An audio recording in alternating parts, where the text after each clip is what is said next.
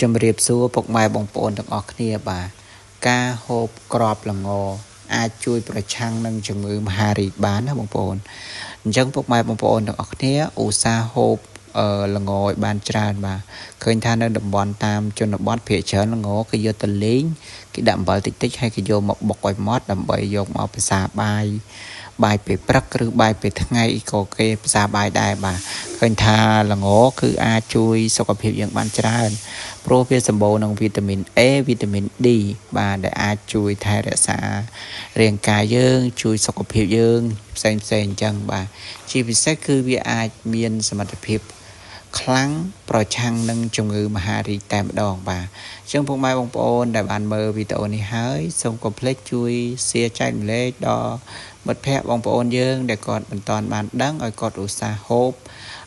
ល្ងហើយណាមួយទៀតកាលណាដែលយើងហូបផលិតផលក្នុងស្រុកយើងច្រើនគឺផលិតផលក្នុងស្រុកយើងក៏បានតម្លៃគួរសមដែរអញ្ចឹងណាដោយសារតែប្រជាកសិករយើងមួយចំនួនគាត់ដាំល្ងនេះហើយគឺអត់មានទីផ្សារអញ្ចឹងណាអញ្ចឹងពុកម៉ែបងប្អូនទាំងអស់គ្នាយើងជួយគាំទ្ររបស់របរដែលខ្មែរយើងដាំបាទជាពិសេសគឺល្ងនេះគឺយើងដាំតាមជនបទបាទនេះខ្ញុំថតនៅទីក្រុងទេដោយសារតែទីក្រុងមិនសូវមានអ្នកដាំអញ្ចឹងណាចឹងនេះគេដាំមកដើមពីដើមអញ្ចឹងខ្ញុំចេះថតយកមកចែកម្លែកដល់ពុកម៉ែបងប្អូនទាំងអស់គ្នាហើយនេះគឺរូបរាងដើមល្ងផ្កាស្លឹកហើយនឹងផ្លែបងប្អូនបាទអញ្ចឹងពុកម៉ែបងប្អូនទាំងអស់គ្នាសូមកុំភ្លេចជួយគាំទ្រកាបូបដែលខ្ញុំលក់ផងបាទកាបូបនេះគឺស្អាតមែនទែន10000រៀលគ្រប់ម៉ូតហើយមាន3ថតអញ្ចឹងណាបងប្អូនហើយពាក់ព័ន្ធនឹងការ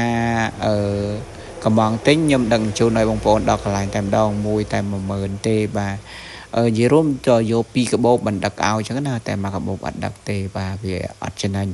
បាទកាបូបនេះខ្ញុំកំងមកពីចិនខ្លួនឯងបាទហើយខ្ញុំមានលក់អីវ៉ាន់ច្រើនបាទជាប្រភេទអីវ៉ាន់ចាប់ទូរស័ព្ទផងជាដុំផ្សាក់ទូរស័ព្ទផងផបេងផងនិយាយរួមមានច្រើនបងប្អូនចង់បានអីបងប្អូនអាចតាក់ទងមកខ្ញុំបានប៉ុន្តែគាត់ថានេះខ្ញុំប្រម៉ូទកាបូបដោយសារកាបូបនេះវាស្អាតអញ្ចឹងណាហើយមួយទៀតខ្ញុំមានលក់ជាជើងតម្រទូរស័ព្ទដែលយើងអាចចាប់នៅលើម៉ូតូបានអញ្ចឹងណាដល់ពេលយើងទៅណាមណីអីយើងអត់សូវស្គាល់ផ្លូវអីអញ្ចឹងយើងចង់មើល location មើលអីអញ្ចឹងណាបងប្អូនអញ្ចឹងបងប្អូនអាចទិញអានេះទៅប្រើបានដោយសារនេះវាល្អប្រើមែនតើបាទយើងដាក់នៅលើម៉ូតូទៅយើងអាចមើលអីទីតាំងអីវាកាត់បន្ថយនេះគ្រោះថ្នាក់ចរាចរណ៍ផងដែរព្រោះបងប្អូនមួយចំនួនដកទូរស័ព្ទអីអញ្ចឹងពេលកំពុងបើកបរអញ្ចឹងណា